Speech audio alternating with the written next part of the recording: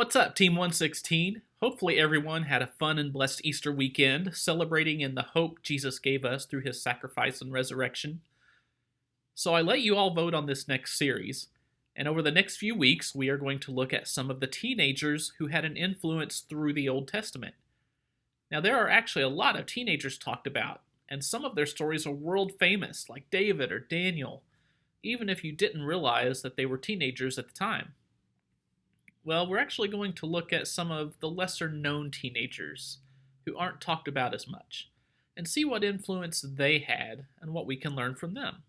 Because just like the real world, there are a few who get the notoriety, get the attention and the fame, and get talked about. But there are always so many more in the background who are just as much, if not more, impactful.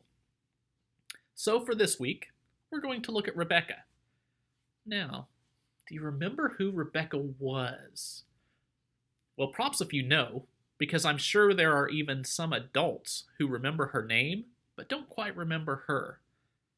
Now, they would definitely know her sons, Jacob and Esau, that she had with her husband Isaac, who was, of course, Abraham's son. Not many remember Rebekah exactly, though, and even fewer will remember her story of how she became Isaac's wife. But it's in that part of her story that we're going to look today, because she gives us a wonderful example of how we should act in our daily life. So to set the scene, there was a servant who had been traveling with 10 of his master's camels, and each of the camels was loaded full with some of his master's best possessions and riches, so likely stuff that was heavy and tiring to carry for them. Well, the servant had stopped at a well outside of town and was resting with his camels as it got close to evening. Now, back then, evening was also the time when the women in town usually gathered water from the well for their families, and it's in this setting that we meet Rebekah in Genesis 24, starting in verse 15. It says, "Rebekah came out with her jar on her shoulder. She went down to the spring, filled her jar, and came up again. The servant hurried to meet her and said, 'Please give me a little water from your jar.' 'Drink, my lord,' she said, and quickly lowered the jar to her hands and gave him a drink. After she had given him a drink, she said, 'I'll draw water for your camels too, until they have had enough to drink.' So she quickly emptied her jar into the trough, ran back to the well to draw more water, and drew enough for all his camels." So, what do we see here from Rebekah? Well, we see a young woman, a young teenager, who shows an example of true godly service. She saw someone in need, a stranger no less, but she served his need. She served above and beyond his need. She served immediately with no hesitation. She served with no request, no thought of request for a reward, for glory, for praise. She served because it was the right thing to do. Rebekah is a teenager offering a wonderful example of being a follower of God for the heart and not for the glory. Now, a lot of times when we read this story, we go, okay, cool, she gave this guy a drink, she watered some camels. Like, it wasn't that big of a deal. But you guys know I like to look deeper into things.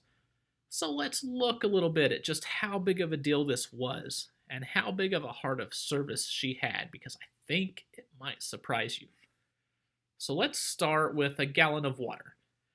That weighs over 8 pounds. Now remember, she's carrying this water for her family back into town, not just from the kitchen to the living room. So she can't carry a lot at once. And from what I could find, it's likely that her jar would have held around 3 gallons of water, so roughly 25 pounds of weight. Now, before I go any further, I want you to try something. Most of you, especially being locked in as we are, you have at least 1 gallon of something in your fridge. Like I've got here, this is actually a milk jug that I filled with water, but it's a gallon. You may have 3 gallons of something in there. If you have at least 1 gallon, but 3 gallons of something in your fridge, and it's full, grab that. If you don't, but you have a gallon jug that's empty, maybe, that you haven't taken to recycling or thrown in the trash. Fill it with water, like I did with this milk jug. Fill it with water, find something around your house, maybe, that weighs around 8 pounds, if not 25 pounds. For example, I've got this can of nacho cheese here. This says it weighs 6 pounds. It's pretty close.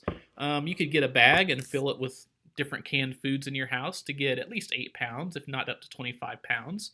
If you have bottled waters at home, throw a bunch of bottled waters in a bag. Those add up fast. But whatever you can get, gallons of liquid, canned food, bottled waters, whatever you can get that gets somewhere between 8 to 25 pounds, I want you to grab that. Put it in your hands and your arms, and I want you to take a walk with them around your house for 5 to 10 minutes. Walk around the inside of your house. Take a walk outside of your house. Get some fresh air. Wherever you're allowed to go. No stopping. No putting them down to rest. Just the pure weight in your arms and your hands. So if you're able to, go grab what you can for this. Take your 5 to 10 minute trip. Pause the video, and I will see you in 5 to 10.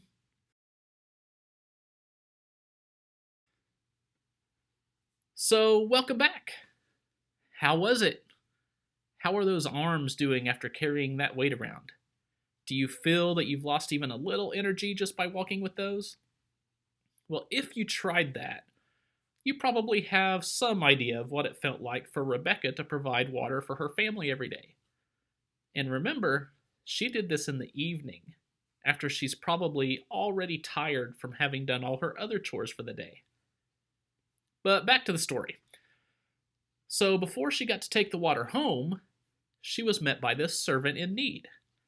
And she immediately helped him. But she didn't stop there. She also volunteered to get water for his camels.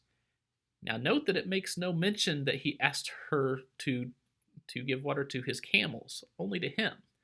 So we have to assume that she also volunteered to do this out of her own heart. Well, from what I could find, if these camels were, let's say, moderately thirsty, because if you look this trip up, they had been on a very long trip.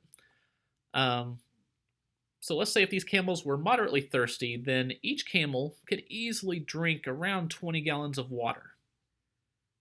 And that's 20 gallons apiece. And how many camels did he have again? Oh yeah, 10. That's 200 gallons, guys. Over 1,600 pounds that Rebekah self-volunteered to provide out of the goodness of her heart to a stranger. And of course, that wasn't all in one trip.